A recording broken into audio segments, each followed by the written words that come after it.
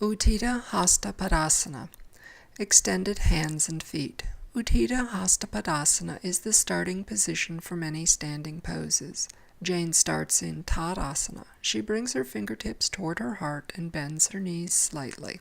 Then she jumps, spreading her arms and legs wide. As we look at Jane's pose, we can see one foot is in front of the other. Her toes are turned out, her arms and hands look limp, and one arm is forward of the other.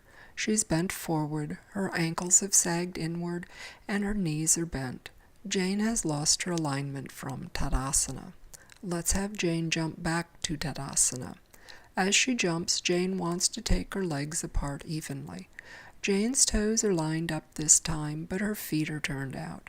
This can be hard on her low back and knees. Instead, she wants to keep her feet pointed forward with her arches lifted and weight balanced, just as in Tadasana.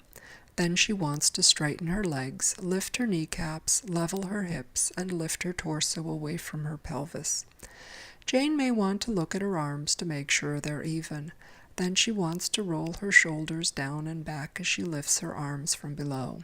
To exit Utthita Hasta Padasana, Jane swings her hands toward her chest as she jumps her feet together.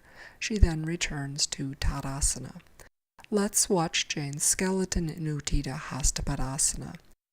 As we look at her initial pose, we can see her feet are splayed, her toes are not in line, her arms and legs are bent, and she's tilted forward. We can also see she's rolled weight to the inside of her feet. Let's have her try again.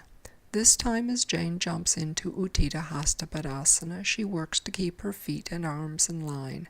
She can then check the alignment of her feet and arms to make adjustments. Jane wants to straighten her legs by lifting her kneecaps. She wants to lift her ankles and balance her weight across her feet. Jane finds it hard to stand upright with her feet apart. Instead of bringing her feet together, she wants to lift her torso as in Tadasana. Jane wants to roll her shoulders back and down as she stretches her arms. She keeps her head lifted and gazes straight ahead. To exit Utthita Hasta Padasana, she bends her knees slightly and brings her fingertips in as she jumps back to Tadasana.